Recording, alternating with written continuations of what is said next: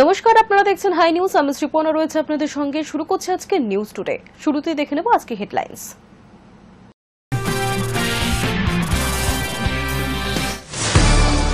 প্রধানমন্ত্রীর সভায় থাকছেন না দিলীপ ঘোষ। দিল্লি উড়ে যাওয়ার আগে তার মন্তব্য, দল ডাকেনি তাই সভায় যাচ্ছি না, দলের কাজেই দিল্লি যাচ্ছি।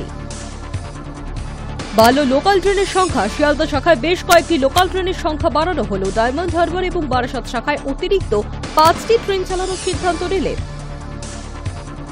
আগাম বার্তা সত্ত্বেও অসতর্ক রেল। জনশতাব্দী এক্সপ্রেসের ধাক্কায় ঝাড়গ্রামে মৃত্যু 3 হাতির। ক্ষুব্ধ বন দপ্তর থেকে স্থানীয় বাসিন্দারা। পেহেলগাঁওয়ে হামলা চালানো টিআরএফকে জঙ্গি সংগঠন বলে ঘোষণা আমেরিকা। ট্রাম্পের এই পদক্ষেপকে সাধুবাদ জানিয়ে টুইট বিদেশমন্ত্রীর। শুক্রবার দুর্গাপুরে প্রধানমন্ত্রী নরেন্দ্র মোদীর সভা রয়েছে, কিন্তু সেই সভায় থাকছেন না রাজ্য বিজেপির প্রাক্তন সভাপতি দিলীপ ঘোষ। সকালবেলাতেই তিনি দিল্লি উড়ে গেলেন। শুক্রবার প্রধানমন্ত্রী নরেন্দ্র মোদীর পশ্চিমবঙ্গ সফরের দিনেই দিল্লি রওনা দিলেন দিলীপ ঘোষ। এমন খবর সামনে আসতেই নতুন করে চর্চা শুরু হয়েছে বঙ্গ রাজনীতিতে। দলীয় পদ হারানোর পর থেকে রাজ্য বিজেপির সভা সমাবেশে কার্যত অদৃশ্য ছিলেন দিলীপ ঘোষ।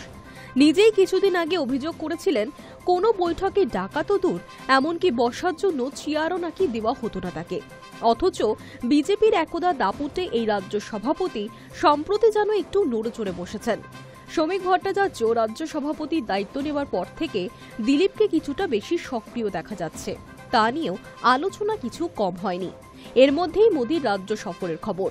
থাকছেন সব নেতা মন্ত্রী। সেখানে একটাই প্রশ্ন ঘুরপাক খাচ্ছিল, দিলীপ ঘোষ কি থাকবেন সভায়? শুরুতে খবর ছিল মোদীর সভায় তিনি উপস্থিত থাকবেন। তাতে গুঞ্জন ছড়ায়, দল কি তবে তাকে ফের গুরুত্ব দিচ্ছে? কিন্তু সেই সম্ভাবনায় জল ঢেলে দিলেন বিজেপির বর্তমান রাজ্য সভাপতি সুকান্ত মজুমদার নিজেই। বৃহস্পতিবার দুর্গাপুরে মোদীর সভাস্থল ঘুরে দেখে সুকান্ত বলেন, দিলীপ দা শুক্রবার দিল্লি যাচ্ছেন, কেন্দ্রীয় নেতৃত্ব তাকে ডেকেছে। এই মন্তব্যে স্পষ্ট, মোদীর সভায় দিলীপ ঘোষ থাকছেন না। এদিকে দিল্লি যাওয়ার আগে বিমানবন্দর থেকে দিলীপ ঘোষ জানান, দলের কাজেই তিনি দিল্লি যাচ্ছেন। তার কথায়, কর্মীরা ডেকেছিলেন তাই যাব বলেছিলাম, দল ডাকেনি তাই আমি মাননীয় প্রধানমন্ত্রীর সভায় যাচ্ছি না। অস্বস্তি বাড়াতে চাই না, দলের কাজেই দিল্লি যাচ্ছি। মোদীর সভায় আমাকে কর্মীরা ডেকেছিলেন তাই আমি হ্যাঁ করেছিলাম। পার্টি ডাকেনি, হয়তো পার্টি চায়ও না আমি যাই, অস্বস্তি হবে, সেই জন্য আমি যাচ্ছি না দুর্গাপুরে মাননীয় প্রধানমন্ত্রীর সভা। আর দিল্লি যে চলে যাচ্ছেন সেটাকে অ্যাভয়েড করার জন্য না কোনো কাজ আছে? দিল্লিতে বিশেষ কাজে যাচ্ছি, পার্টিরই কাজে যাচ্ছি। এতেই রাজনৈতিক মহলে প্রশ্ন আরো ঘনীভূত হচ্ছে। কানাঘুষো চলছে, মাত্র কদিন আগেই তো দিল্লিতে গিয়ে কেন্দ্রীয় নেতৃত্বের সঙ্গে দেখা করে ফিরেছেন দিলীপ ঘোষ। তবে কি আবার নতুন কোনো বার্তা নিয়ে যাচ্ছেন তিনি, নাকি তার দূরত্ব এখনো মেটেনি? বিগত কয়েক বছরে মোদীর বাংলায় বেশিরভাগ সভা থেকেই কার্যত আউট অফ স্ক্রিপ্ট ছিলেন দিলীপ ঘোষ। এবারের সভায়ও যে তিনি ডাক পাননি তা কার্যত স্পষ্ট হয়ে গিয়েছে। যদিও সাংবাদিকদের একবার জানিয়েছিলেন, আমন্ত্রণ না পেলেও দর্শক আসনে বসে মোদীর ভাষণ শুনবেন। তবে সুকান্তর মন্তব্যে পরিষ্কার, সেই সুযোগও এবার থাকছে না।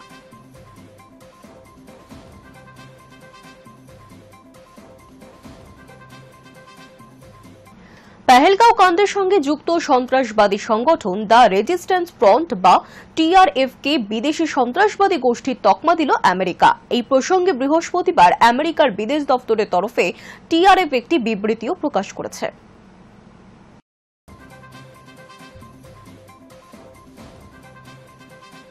পহেলগাঁওয়ের কাণ্ডের সঙ্গে যুক্ত সন্ত্রাসবাদী সংগঠন দ্য রেজিস্ট্যান্স ফ্রন্ট বা টিআরএফকে বিদেশ সন্ত্রাসবাদী সংগঠনের তকমা দিল আমেরিকা। গত 22 এপ্রিল জম্মু ও কাশ্মীরের পহেলগাঁওয়ে সন্ত্রাসবাদী হামলার পর দায় স্বীকার করেছিল লস্কর-ই-তাইবারের এই ছায়া সংগঠনটি। পরে অবশ্য একটি বিবৃতি দিয়ে পহেলগাঁওয়ে হামলার সঙ্গে তারা যুক্ত নয় বলে দাবি করেন সংগঠনটি। আমেরিকার বিদেশ দফতরের তরফে একটি বিবৃতি প্রকাশ করা হয়েছে। এই প্রসঙ্গে আমেরিকার বিদেশ সচিব মার্কো রুবিয়া বলেন, বিদেশ দফতরের দ্য রেজিস্ট্যান্স ফ্রন্টকে বিদেশ সন্ত্রাসবাদী গোষ্ঠী এবং বিদেশ আন্তর্জাতিক সন্ত্রাসবাদীর তালিকায় অন্তর্ভুক্ত করা হচ্ছে। মার্কিন বিদেশ দফতরের বিবৃতিতে বলা হয়েছে, আমাদের জাতীয় নিরাপত্তার স্বার্থে এবং পহেলগাঁওয়ের ঘটনার ট্রাম্পের ন্যায় বিচারের আশ্বাসকে সুনিশ্চিত করতে এই পদক্ষেপ গ্রহণ করা হচ্ছে। প্রসঙ্গত, লস্করকে বহুদিন ধরেই ওই দুই তালিকায় রেখেছে আমেরিকা। এবার তাদের ছায়া সংগঠনকেও ওই দুই তালিকায় অন্তর্ভুক্ত করল হোয়াইট হাউস। আমেরিকার এই সিদ্ধান্ত প্রকাশ্যে আসার পর থেকেই তাকে স্বাগত জানিয়েছে ভারত। আমেরিকার ভারতীয় দূতাবাসের তরফে সমাজ মাধ্যমে লেখা হয়েছে, এটা সন্ত্রাসবাদ মোকাবিলায় ভারত এবং আমেরিকার মধ্যে সহযোগিতা এবং বোঝাপড়ার আরও একটি নিদর্শন। High News network. আওয়ামী লীগের শক্ত ঘাঁটি গোপালগঞ্জে ঝামেলার আগাম খবর থাকলেও নিরাপত্তার ফাঁক কেন প্রশ্ন উঠছে বাংলাদেশের গোপালগঞ্জে সংঘর্ষের ঘটনায় 4 জনের মৃত্যু হয়েছে, আহতের সংখ্যা প্রায় 50। এখনও সেখানকার পরিস্থিতি থমথমে রয়েছে। নতুন করে সেখানে কোনো সংঘাতের খবর পাওয়া যায়নি। বাংলাদেশের গোপালগঞ্জের সংঘর্ষের ঘটনায় 4 জনের মৃত্যু হয়েছে, আহত সংখ্যা প্রায় 50 জন। এখনও সেখানকার পরিস্থিতি থমথমে। নতুন করে সেখানে কোনো সংঘাতের খবর পাওয়া যায়নি, তবে বাংলাদেশের পুলিশ সূত্রে খবর সেখানে যে কোনো গন্ডগোল হতে পারে। আগে থেকেই এমন খবর ছিল। তারপরেও কেন সেই পরিস্থিতি এড়ানো গেল না তা নিয়ে প্রশ্ন উঠছে বাংলাদেশে। বাংলাদেশের সংবাদপত্র প্রথম আলোর প্রতিবেদনে বলা হয়েছে, বাংলাদেশের পুলিশ বাহিনী, প্রত্যক্ষদর্শী এবং বাংলাদেশের সাংবাদিকদের কয়েকজনকে উদ্দেশ্য করে বলা হয়েছে, বাংলাদেশের সদ্য প্রতিষ্ঠিত রাজনৈতিক দল এনসিপি গোপালগঞ্জের কর্মসূচি করতে এলে তাদের বাধা দেওয়া হবে স্থির করেছিল আওয়ামী লীগ এবং শেখ হাসিনার দলের ছাত্র সংগঠন ছাত্রলীগের নেতাকর্মীরা। এনসিপি নেতাদের মারধর এবং আটকে রাখারও পরিকল্পনা করা হয়েছিল। তারপরেও দুই পক্ষের সংঘর্ষ ঠেকাতে আইন শৃঙ্খলা রক্ষাকারী বাহিনী কেন ব্যর্থ হয়েছে তা নিয়ে প্রশ্ন উঠছে। বৃহস্পতিবার ঢাকার বিভাগীয় কমিশনার শরফ উদ্দিন আহমেদ চৌধুরীকে এক প্রশ্নের জবাবে বলেন, আমাদের কাছে তথ্য ছিল কিছু দুষ্কৃতীরা বাইরে থেকে এসেছিল, তারা এখানে গোপালগঞ্জে অবস্থানও করেছে, এমন গোয়েন্দা তথ্য রয়েছে। আমরা তাদের শনাক্ত করার চেষ্টা করছি। প্রথম আলোর প্রতিবেদনে প্রত্যক্ষদর্শী ও পুলিশ কর্মীরা জানিয়েছে, গোপালগঞ্জের জেলার নাম বদলে দেওয়া হবে বলে গুজবও ছড়িয়ে পড়ে। তারপরে আরও উত্তেজিত হয়ে ওঠে আওয়ামী লীগের কর্মী সমর্থকেরা। বাংলাদেশের রাজনৈতিক বিশ্লেষকদের উদ্দেশ্য করে প্রথম আলো জানিয়েছে, গোপালগঞ্জে যে ঝামেলা হতে পারে তা বুঝতে গেলে গোয়েন্দা তথ্যের প্রয়োজন পড়ে, কারণ মুজিবরের জেলা গোপালগঞ্জের আওয়ামী লীগ বরাবরই শক্তিশালী। হাসিনার সরকার পতনের পর দলের নেতা কর্মীরা যখন দেশের নানা প্রান্ত থেকে পালাচ্ছেন, সেই সময়ে গোপালগঞ্জের সেনাবাহিনীর উপর হামলা করেছিল তাদের কয়েকজন। তাই পুলিশের একাংশ মনে করছে, গোপালগঞ্জ নিয়ে আরও সতর্ক হওয়া উচিত ছিল। এনসিপি গোপালগঞ্জে জুলাই পদযাত্রার আয়োজন করেছিল, তাকে কেন্দ্র করে অশান্তি ছড়ায়। দিনভর দফায় দফায় অগ্নিগর্ভ হয়ে ওঠে গোপালগঞ্জের পরিস্থিতি। হামলা, ভাঙচুর থেকে শুরু করে অগ্নিসংযোগের মতো ঘটনা ঘটে। গুলিও চলে বেশ কয়েক রাউন্ড। গোপালগঞ্জের ঘটনায় ইতিমধ্যেই 25 জনকে গ্রেফতার করেছে বাংলাদেশি পুলিশ। হামলাকারীদের সঙ্গে সংঘর্ষে তাদেরকে অনেকেই আহত হয়েছে। এনসিপির অভিযোগ, হাসিনার আওয়ামী লীগ এবং নিষিদ্ধ ছাত্রলীগের সদস্যরা এই অশান্তি করেছেন, তাদের পদযাত্রায় হামলা চালানো হয়েছে। একটি অডিও বার্তায় হাসিনা পাল্টা বলেন, গোপালগঞ্জে এনসিপি গন্ডগোল করেছে, 15 জনকে গুলিও লেগেছে, 7 জন নিহত হয়েছে। কেউ কেউ বলছে মৃত্যুর সংখ্যা আরও বেশি। প্রতিবাদ এবং প্রতিরোধ গড়ে তোলার জন্য দেশের সব মানুষের কাছে আহ্বান জানান Hasina. High News Network. Ranveer Singh বর্তমানে ধুরন্ধর ছবির শুটিংয়ে ব্যস্ত, তবে এবার ধুরন্ধরের জন্যই বিপাকে পড়তে হলো রণবীরকে। ছবি সেট থেকে বেশ কয়েকটি নেপথ্য দৃশ্য ভাইরাল হয়েছে। তাতে দেখা গেল ধুরন্ধরের সেটে উঠছে পাকিস্তানের পতাকা, আর সেই ক্যামেরাবন্দি দৃশ্য নেটপাড়ায় ভাইরাল হতেই বিতর্কের মুখে রণবীর সিং। রণবীর সিং বর্তমানে ধুরন্ধর ছবির শুটিংয়ে ব্যস্ত। সম্প্রতি নিজের জন্মদিনে সেই সিনেমার লুক প্রকাশ্যে এনে শোরগোল ফেলে দিয়েছিলেন অভিনেতা। তবে এবার ধুরন্ধরের জন্যই বিপাকে পড়তে হলো রণবীরকে। কেন? আসলে ছবির সেট থেকে বেশ কয়েকটি নেপথ্য দৃশ্য ভাইরাল হয়েছে। তার একটিতেই দেখা গেল ধুরন্ধরের সেটে উঠছে পাকিস্তানের পতাকা, আর সেই ক্যামেরাবন্দি দৃশ্য নেটপাড়ায় ভাইরাল হতেই বিতর্কের সম্মুখীন রণবীর সিং। আসলে পেহেলগাঁও সন্ত্রাসের পর থেকে একাংশের মনে জন্ম নিয়েছে পাকিস্তান বিদ্বেষ, যার জেরে পাক শিল্পীদেরও রিয়াদ করতে নারাজ বলিউডের ফিল্ম সংগঠনগুলি। সর্দারজি 3 ছবিতে একাধিক পাকিস্তানি শিল্পীদের সঙ্গে অভিনয় করায় সম্প্রতি বয়কটের মুখে পড়তে হয়েছে দিলজিৎ দোসাঞ্জকেও। তার সিনেমা মুক্তি পায়নি ভারতে। এমন আবহে রণবীর সিং এর পরবর্তী ছবি ধুরন্ধরের সেটে পাকিস্তানের পতাকা দেখে রেগে কাই নেট ভুবন। কারো প্রশ্ন, সেটে পাকিস্তানের পতাকা কেন রাখা হয়েছে? আবার কারো কটূক্তি, বলিউডের পরিবেশ একেবারে নষ্ট হয়ে গিয়েছে। যদিও একাংশ মনে করছেন চিত্রনাট্যের প্রয়োজনেই এই পতাকা ব্যবহার করা হয়েছে, তবে কেউ কেউ আবার নির্লজ্জ বলে রণবীর সিংকে কটাক্ষ করতেও ছাড়লেন না। উল্লেখ্য, ধুরন্ধর আদতে বাস্তব ঘটনা অবলম্বনেই তৈরি, যদিও ছবির কাহিনী নিয়ে এখনো মুখ খোলেননি নির্মাতারা। তবে শোনা যাচ্ছে এই ছবিতে নাকি অজিত ডোভালের ভূমিকায় দেখা যাবে রণবীর সিংকে। পাকিস্তানের মাটিতে দুঃসাহসী ভারতীয় গুপ্তচরদের কর্মকাণ্ড নিয়েই নাকি ছবির গল্প সাজানো হয়েছে। হয়তো সেই কারণেই পাকিস্তানের পতাকা উঠছে সেটে। তবে এসব যুক্তি মানতে নারাজ নেটপাড়া। 83 সার্কাস জয়েশ ভাই জোয়ারদার কোনো ছবি দর্শকের মনে দাগ কাটতে পারেনি। 23 রকি ও রানি ভালো আয় করলেও পাঠান, জওয়ান, গদ্দার 2 কিংবা অ্যানিমেল এর ব্যবসার ধারে কাছেও ছিল না।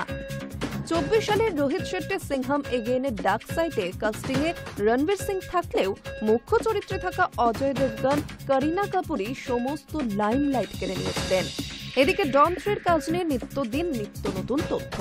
শুটিং শুরু হওয়ার কোনো খবরই নেই। এই অবস্থাতেই ধুরন্ধর সিনেমা নিয়ে বিতর্কে জড়ালেন Ranveer Singh. Hi News network.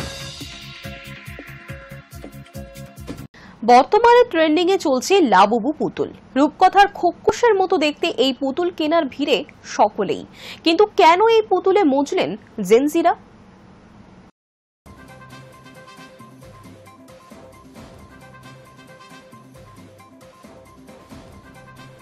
পুতুল বললে যেমন মিষ্টি মিষ্টি ব্যাপার চোখের সামনে ভাসে, একে দেখে মোটেই তা মনে হবে না। বরং প্রথম দর্শনে ঠাকুমার ঝুলির রূপকথার গল্পের খোকসের কথা মনে পড়তে পারে। ঠিক সেই রকমই ঘন রোমশ শরীর, খাড়া খাড়া কান, বড় বড় দাঁত, আর তাতে ভীষণ দর্শন এক হাসি। আর আপাতত এমন দেখতে একটি পুতুল নিয়ে গোটা পৃথিবীর গদগদ দশা। ছোটরা নয়, এই পুতুল কেনার জন্য হুড়োহুড়ি পড়েছে বড় শিশুদের মধ্যে, যারা তথাকথিত জেনজি, বয়স 25 থেকে 45-এর মধ্যে। বয়স্ক এই শিশুরা অবশ্য খেলার জন্য পুতুল কিনছেন না, তারা আপাতত খোকস পুতুল কিনে তার সঙ্গে ছবি দিচ্ছেন। কারণ ওই পুতুলের মালিক হওয়ার ঘোষণাই এখন বড় ব্যাপার, যা গত জুন মাসের পরে আরো বড় হয়েছে। কারণ জুনে এমন একটি পুতুল নিলামে বিক্রি হয়েছে যার দাম প্রায় 1.5 কোটি টাকা। পুতুলটির নাম লাবুবু। যদিও সেই পুতুল আর নিছক পুতুল নেই, রাক্ষস কিংবা খোকসের ছোটখাটো কার্টুন সংস্করণের মতো দেখতে ওই পুতুল এই মুহূর্তে একরকম স্ট্যাটাস সিম্বল। অধিকাংশ মানুষ নতুন গাড়ি, দামি ঘড়ি, ভালো ফোন কিনলে যেমন প্রদর্শন করে থাকেন, লাবুবুও সেভাবেই দেখছেন তারা। ট্রেন্ডে গা ভাসিয়েছেন মার্কিন পপ তারকা রিহানা, ডুয়া লিপা থেকে শুরু করে ফুটবল তারকা ডেভিড বেকহাম, এমনকি হালে ভারতীয় অভিনেত্রী উর্বশীও হাজির হয়েছিলেন এমন পুতুল ব্যাগে আটকে। উর্বশীর সেই সংগ্রহ দেখে ঈর্ষান্বিত হয়েছেন অনেকেই। কিন্তু লাবুবু নিয়ে এত মাতামাতি কিসের? লাবুবু নিয়ে মাতামাতি শুরু হয়েছে 2024 সালের এপ্রিল থেকে। কে পপ ব্যান্ড ব্ল্যাক পিঙ্কের শিল্পী লিসা ওই লাবুবু পুতুল নিয়ে ইনস্টাগ্রামে একটি ছবি পোস্ট করেন। জানান লাবুবুর প্রতি তার একান্ত অনুরাগের কথা। সেই ইনস্টাগ্রাম স্টোরি বদলে দেয় লাবুবুর ভাগ্য। তা নয়তো লাবুবু পুতুল 2019 সাল থেকেই ছিল বাজারে। তারও 4 বছর আগে লাবুবু চরিত্রটি তৈরি হয় খেলনার দুনিয়ায়, লেখা হয় বই, কিন্তু তারপরও লাবুবুর নাম সেভাবে ছড়ায়নি। অবশ্য সব জিনিসেরই সঠিক সময় থাকে। লাবুবু পুতুল হয়তো সেই সৌভাগ্যেরই অপেক্ষা করছিল। লাবুবু স্রষ্টা কাসিং লুই হংকংয়ের শিল্পী, যদিও তার ছোটবেলা কেটেছে নরওয়েতে। আর সেখানেই অদ্ভুত দর্শন লাবুবুর সৃষ্টির শুরু। বছর 7 ছোট্ট কাসিং নতুন দেশে এলেও সেখানকার ভাষা বুঝতে পারত না। স্কুলের শিক্ষকেরা বোঝার সুবিধার জন্য তাকে নরওয়ের লোকগাথার ছবি দেওয়া বই উপহার দিয়েছিলেন। সেই বইয়ে রাক্ষস, খোকস, ভূত, প্রেত, অলৌকিকের দুনিয়াকে ভালোবেসে ফেলে কাসিং। শুরু হয় তাদের নিয়ে আঁকিবুকি। সেই অভ্যাস বড় হয়েও কাটল না। আঁকাকেই পেশা বানালেন কাসিং। অবসর পেলেই ফুটিয়ে তুলতেন ছোটবেলায় পড়া নরওয়ে লোকগাথার অদ্ভুত সেই সব চরিত্রদের। কেউ অদ্ভুত দর্শন বামন তো কেউ জঙ্গলের ভূত। কখনো সখনো সেই সব চরিত্রদের মিলিয়ে মিশিয়ে একেবারে নতুন ধরনের চরিত্রও তিনি তৈরি করতেন। 2015 সালে সেই সব চরিত্রদের আদলেই তৈরি করলেন পুতুলের সিরিজ। নাম দিলেন মনস্টার কার্নিভাল। বিদঘুটে দেখতে, ঝকঝকে ধারালো দাঁত আর রহস্যময় দুষ্টু হাসির সেই পুতুলদের নাম রাখা হলো লাবুবু। কিন্তু মিষ্টি দেখতে পুতুলদের ভিড়ে অদ্ভুত দর্শন ওই পুতুল হালে পানি পায়নি। 2019 সালে অন্য একটি খেলনা সংস্থা পপমার্ট লাবুবুর দায়িত্ব নেয়। রহস্যময় পুতুলকে আরও রহস্যময় বানাতে তারা লাবুবুর জন্য তৈরি করে ব্লাইন্ড বক্স, যেখানে প্যাকেট না খোলা পর্যন্ত ক্রেতা বুঝতে পারবেন না তার ভাগ্যে লাবুবুর কোন সংস্করণটি জুটতে চলেছে। এই স্ট্র্যাটেজি লাবুবুর কাজে লাগে। ধীরে ধীরে ওই পুতুল নিয়ে বাড়তে শুরু করে মানুষের মধ্যে আগ্রহ। পুতুলের সংগ্রাহকরা লাবুবুর বিরল মডেলগুলির জন্য মাত্রা ছাড়া অর্থ ব্যয় করতে শুরু করেন। গত 2.5 মাসে লাবুবু নিয়ে মাতামাতি চূড়ান্ত পর্যায়ে পৌঁছেছে। এতটাই যে হাই অ্যান্ড ফ্যাশন থেকে শুরু করে নরম পানীয়র ব্র্যান্ড সবেতেই জুড়েছে এই পুতুল। আন্তর্জাতিক বিলাসী ফ্যাশন সংস্থাগুলি লাবুবু ভাবনায় ভর করে এনেছে বিশেষ পোশাকের সম্ভার। আন্তর্জাতিক ফ্যাশন সপ্তাহের মঞ্চেও দেখা মিলল এই আদুরে অথচ রহস্যময় পুতুলের। লাবুবুর এক ঝলক নিজেদের সঙ্গে জুড়তে কারাকারি পড়ে গিয়েছে জনপ্রিয় খাবার কিংবা পানীয়র ব্র্যান্ডগুলির মধ্যে, কারণ সবাই ট্রেন্ডে থাকতে চায়। আর এই ট্রেন্ডের প্রভাবেই একটি সাধারণ পুতুলের দাম প্রায় আকাশ ছুঁয়েছে। লাবুবু বিভিন্ন মাপের, বিভিন্ন ধরনের রয়েছে। তাদের প্রত্যেকেরই গায়ের রং, চোখের রং, দাঁতের রং আলাদা। তাদের আলাদা হাবভাবও। দাম নির্ভর করে নকশা এবং আকৃতির ওপর। সাধারণত সবথেকে ছোট লাবুবু 1300 টাকা থেকে শুরু। বড়গুলির দাম প্রায় লাখ খানেকের মতো। তবে বিশেষ বিশেষ লাবুবু এই দামে ধার ধারে না। যেমন চীনে 4 ফুট 3 ইঞ্চি লাবুবু নিলামে উঠেছে প্রায় 1.5 কোটি টাকায়। 40 সেন্টিমিটারে 3টি লাবুবু বিক্রি হয়েছে প্রায় 6.5 লক্ষ টাকায়। High News network.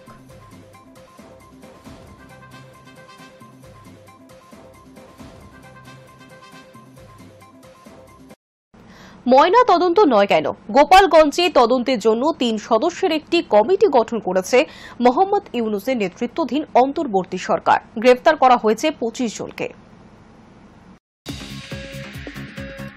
Sheikh Mujibur রহমানের জেলা গোপালগঞ্জের সদ্য প্রতিষ্ঠিত রাজনৈতিক দল জাতীয় নাগরিক পার্টির সমাবেশ ঘিরে সংঘর্ষে 4 জন নিহত হয়েছে। ঘটনার তদন্তের জন্য 3 জন সদস্যের একটি কমিটি গঠন করেছে মোহাম্মদ ইউনূসের নেতৃত্বাধীন অন্তর্বর্তী সরকার। গ্রেফতার করা হয়েছে 25 জনকে। তবে গুলি কেন চলল এবং নিহতদের দেহ ময়না তদন্তে না করেই কেন পরিবারের হাতে তুলে দেওয়া হলো, সেই প্রশ্ন উঠছে। এই বিষয়ে ঢাকা রেঞ্জের ডিআইজি রেজাউল করিম মল্লিককে জিজ্ঞাসা করা হলে তিনি সরাসরি কোনো জবাব দেননি। শুধু বলেছেন, বিষয়টি আমরা আইনি প্রক্রিয়ার মধ্যে নিয়ে আসব। এসব ঘটনার মামলা করার প্রস্তুতি চলছে। বৃহস্পতিবার রাত পর্যন্ত অবশ্য কোনো মামলা রুজু করা হয়নি। পুলিশের এক সূত্রের দাবি, উচ্ছৃঙ্খল জনতা নিহত 4 জনের মৃতদেহ ময়না তদন্ত করতে না দিয়ে জেলা হাসপাতাল থেকে জোরপূর্বক নিয়ে যায়। নিহতদের আত্মীয়রা সে কথা মানতে নারাজ। বৃহস্পতিবারের অগ্নিগর্ভ পরিস্থিতি পরে সন্ধ্যাবেলা পর্যন্ত কারফিউ জারি করা হয়েছিল। সেই কারফিউ মেয়াদ অনির্দিষ্টকালের জন্য বাড়ানোও হয়। শুক্রবার সকাল থেকে রাস্তাঘাট ছিল জনশূন্য পথ। দোকানপাট বেশিরভাগই বন্ধ। গোপালগঞ্জ সদর সাকার পুলিশের এক শীর্ষকর্তা কথায় জানিয়েছে, পরিস্থিতি থমথমে কিন্তু নিয়ন্ত্রণে রয়েছে। তিনি জানান, সেনাবাহিনীর পরিচালনায় রাস্তায় টহল দিচ্ছে পুলিশ ও আইন শৃঙ্খলা বাহিনী। বৃহস্পতিবার সংঘর্ষে অন্তত 50 জন জখম হয়েছিল। তাদের মধ্যে গুলিবিদ্ধ হয়ে জখম 9 জন। তাদের অবস্থাও গুরুতর। আহতদের গোপালগঞ্জ জেনারেল হাসপাতালে চিকিৎসা হচ্ছে। এই হাসপাতালে তত্ত্বাবধায়ক জীবেতেশ বিশ্বাস জানিয়েছেন, 4 জনের মৃতদেহ হাসপাতালে আনা হয়েছিল। নিহতদের পরিবারের অভিযোগ, হাসপাতালে মৃত্যুর শংসাপত্র দেয়নি। বৃহস্পতিবার সংঘর্ষে নিহতদের মধ্যে ছিল 17 বছর বয়সী ইমন তালুকদার। জানা গিয়েছে, সে গোপালগঞ্জ শহরে একটি দোকানে কাজ করত। গন্ডগোলের আশঙ্কায় বৃহস্পতিবার বেলা 11টার সময় তাকে বাড়ি চলে যেতে বলেছিল দোকানদার মালিক, কিন্তু ইমন বাড়ি না ফেরায় সংঘর্ষস্থলে চলে যায় তিনি। শুক্রবার সকালে বাড়ি গিয়ে দেখে ছেলের শোকে হাহাকার করছে মা। তার কথায়, আমার ছেলেটাই সংসার চালাতো, তাকে যে এইভাবে মাটিতে ফেলে গুলি মেরেছে বলেছে, আমি তার বিচার চাই। সেনা পুলিশের দাবি, বিক্ষোভকারীদের মোকাবিলায় কোনো প্রাণঘাতী অস্ত্র ব্যবহার করা হয়নি। সেনার তরফে বিবৃতি জারি করা হয়েছে, সেনাবাহিনী হামলাকারীদের মাইকে বারবার ঘোষণা দিয়েও নিবৃত্ত করার চেষ্টা করলেও তারা সেনাবাহিনীর উপরে বিপুল সংখ্যক ককটেল ও ইট পাটকেল ছুড়ে হামলা চালায়। সেনাবাহিনীর আত্মরক্ষার স্বার্থেই বল প্রয়োগ করতে বাধ্য হয়। পরে সেনাবাহিনী, বিজিবি ও পুলিশ যৌথভাবে বিশৃঙ্খলকারীদের ছত্রভঙ্গ করে দেয়। গোপালগঞ্জে অশান্তির পরে বাংলাদেশিদের উদ্দেশ্যে বার্তা দিয়েছিলেন বাংলাদেশের প্রাক্তন প্রধানমন্ত্রী শেখ হাসিনা। অডিও বার্তায় প্রতিরোধ গড়ে তোলার জন্য ডাক দিয়েছেন তিনি। হাসিনা বলেছেন, যা আছে তা নিয়েই এখন পথে নেমে পড়ুন, ঘরে বসে থাকার সময় আর নেই। হাসিনা তার অডিও বার্তায় দাবি করছেন 4 জন নয়, অন্তত 7 জন নিহত হয়েছেন। অন্যদিকে এনসিপি আহ্বায়ক নাহিদ ইসলাম তার ফেসবুক পেজে লেখেন, আমরা যুদ্ধের আহ্বান নিয়ে যাইনি, আমাদের পূর্ব ঘোষিত শান্তিপূর্ণ কর্মসূচি ছিল। মুজিবর বাড়ির সন্ত্রাসবাদী পরিকল্পনার ভাবে হত্যার উদ্দেশ্যে সশস্ত্র হামলা চালায় আমাদের ওপরে, যেরকমটা জুলাই গণ অভ্যুত্থানে হয়েছিল। আওয়ামী লীগ সবসময় একটা গৃহযুদ্ধ পরিস্থিতি তৈরি করতে চায়। পুরো ঘটনা সুষ্ঠু তদন্ত ও বিচারের দাবি করে নাহিদ বলেছেন, দ্রুত বিচার না হলে আমরা আবার গোপালগঞ্জে আসব। High News Network. নজর রাখবো ওয়েদার আপডেটে। কয়েকদিনের টানা বৃষ্টিতে নাজেহাল দশা হয়েছিল রাজ্যবাসীর। নিম্নচাপ সরে যাওয়াতে আবহাওয়ার উন্নতি হয়েছে। আগামী কয়েকদিন আর্দ্রতাজনিত অস্বস্তিতে নাজেহাল করবে গোটা রাজ্যবাসীকে, এমনটাই জানাচ্ছে হাওয়া অফিস। তবে এরই মধ্যে শুক্রবার বেলার দিকে কলকাতায় ভারী বৃষ্টি হয়েছে। বিকেলের পর আবহাওয়া স্বাভাবিক থাকবে বলে জানাচ্ছে আলিপুর আবহাওয়া দপ্তর।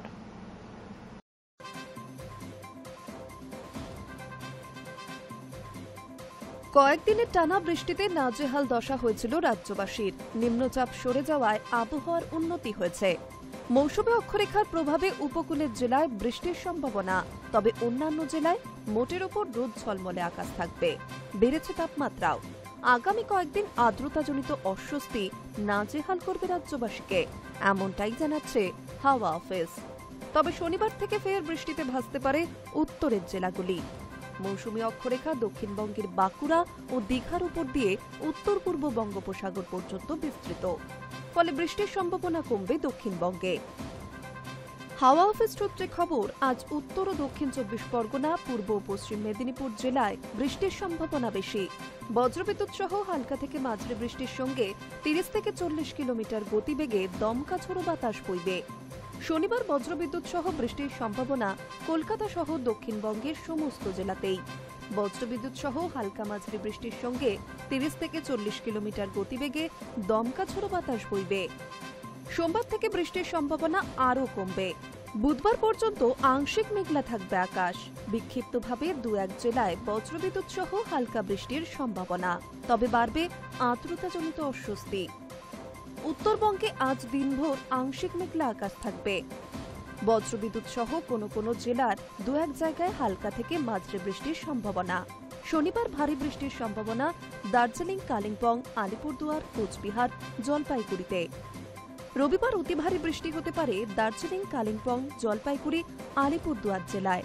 ভারী বৃষ্টির সতর্কতা থাকবে কোচবিহার ও উত্তর দিনাজপুরে। High News Network. News today এখনকার মতো এই পর্যন্তই। দেখতে থাকুন হাই নিউজ, নির্ভীক নিরপেক্ষ।